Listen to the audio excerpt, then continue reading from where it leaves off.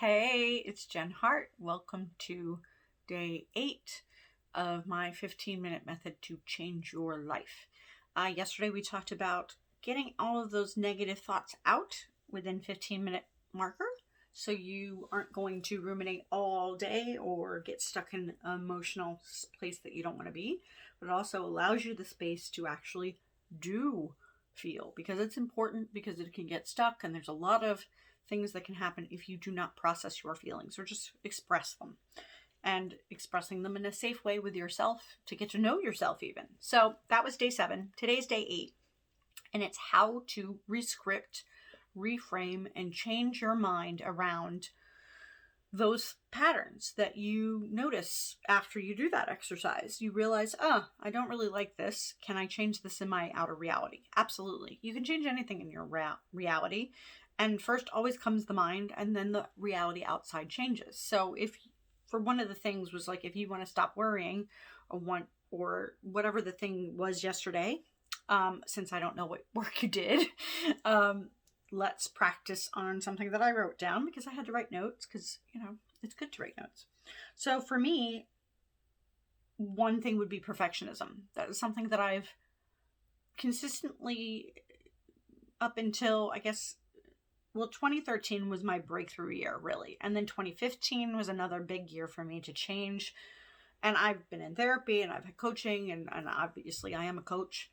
And so this work is always ongoing, and there's always another layer to things. So one of my negative thought patterns is perfectionism. And perfectionism is typically anxiety about not being good enough.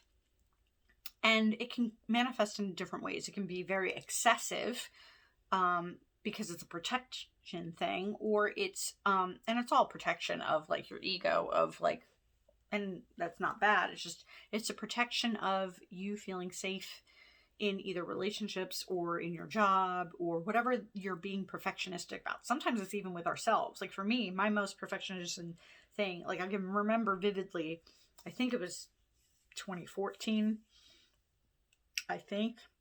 and around that time, and I was driving and I made a wrong exit. Not a big deal. Didn't have to be anywhere in a specific time, but I was so angry and frustrated at myself, and that was not healthy. That was like beyond normal for where, if you make a mistake. And I had a really hard time for a very long time letting myself off the hook or being very critical, because I had an inner critical voice. And this day 8 is about reframing that critical voice that you might have about those things that are bothering you, whether it's worry, frustration, anger, sadness, grief, and reframing it and rescripting it to something more productive for you to believe in. Now, it doesn't change exactly what you've gone through, but it can change how you see things, and it can open your mind and open your heart to changing and seeing new things in your reality. So one of the things,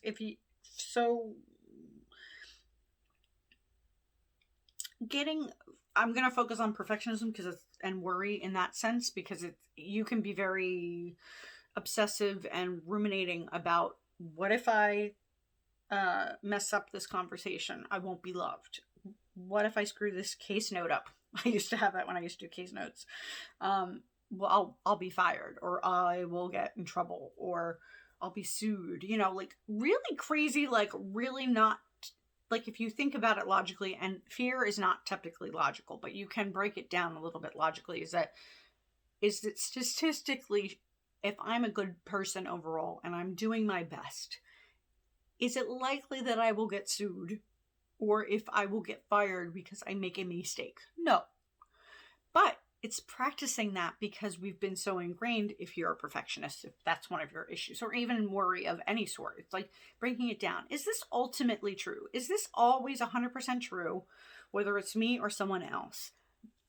And who's to say that you have to get the worst end of the stick? You don't. You don't have to get the worst end of the stick. And this process helps you reframe it. So if another one would be, if I disappoint others, then I'm not worthy, which is completely inaccurate.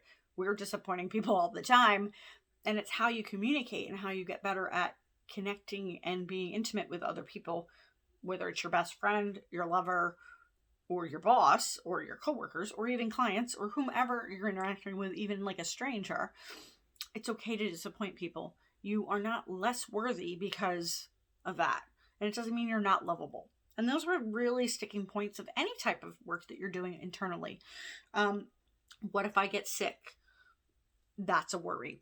Thought train that we, especially in the past year, I'm sure that's everybody's thought about that. And how do you reframe it? A lot of this has to do with, if I don't do this perfectly, my entire world will fall apart. If I don't get it right, I don't want to think about how horrible it will be. So reframing this is about really reprogramming yourself that you're very much enough. No matter how imperfect you are, you really are. And that's the drilling process that therapy or coaching or even just journal prompting that I'm giving you in these days of this month or in a course or whatever. This is the process. It doesn't take more than 15 minutes a day. You could do longer. You could do shorter even, although 15 minutes is a nice round time to give to yourself to say, I deserve this. I deserve to feel worthy again. I don't know why I keep doing these patterns. Why do I keep, letting myself do this? Why do I stay perfectionistic? It's not serving you. It's definitely not serving you to have a critical voice in your head, and it's definitely not serving anybody else, because the more perfectionistic you get, you typically are slower to get shit done because you're procrastinating because it's not perfect, or you're not moving in your life because you're stalling. So somebody out there, whether it's a love interest, whether it's your job, whether it's a friendship or any type of situation, even the magic of synchronicity in your life, if you are not moving forward in your life, you are preventing miracles from happening. Seriously. So take this time to move beyond perfectionism. You will promise you, if you are a perfectionist, you are not going to become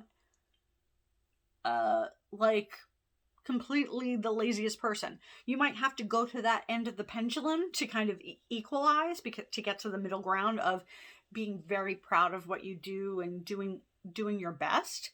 But it's okay not to be number one in everything. It's okay to not be number one in your job. You can still do amazing work. You can still be an amazing partner if you're not perfect. You can still be an amazing friend if you fuck up once in a while. Because actually, those are the times when it's not perfect and you work on it, and you work on it together with your boss or your spouse or your partner or your friend, that's when the growth happens. And then you realize that, wow, I'm not a piece of shit. And you're not a piece of shit just because you're imperfect, because it's impossible to be imperfect. You're human. So when you're trying to control other people's perception of you,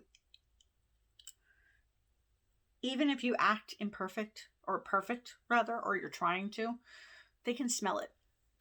And I know this is a long day 8, but this is just your practice of, it doesn't have to be about perfectionism. This is about whatever you did on day 7 or anything. But if perfectionism is one of your key points, how do you reframe that?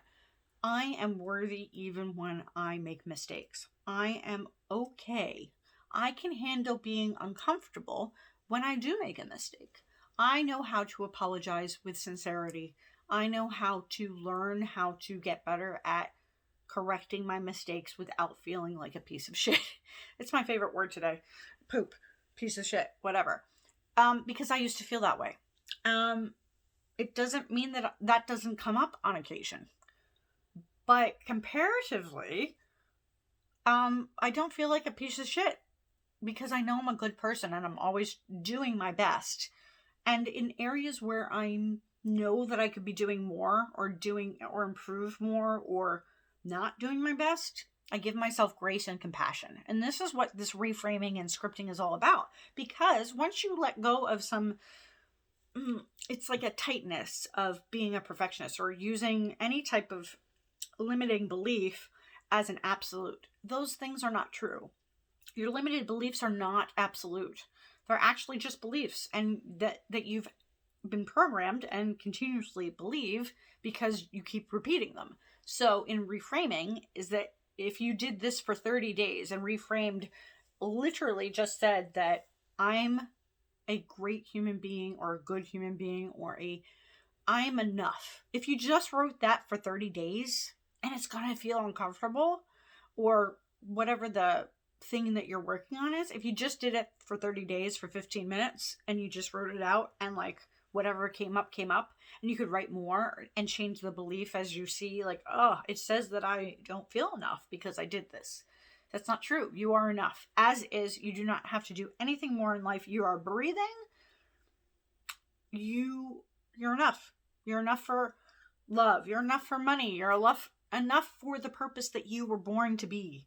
And that was yourself. So I went on a really long tangent. So this is a little bit about rescripting. If you want to learn more about scripting, I have a workbook called The Mindset Secrets to Your Success. I'm going to try to clip it in, but I'll definitely link it. It's always in the bio or somewhere on my website. Hope you all have a great day, and I'll see you on day 9. Love you. Bye.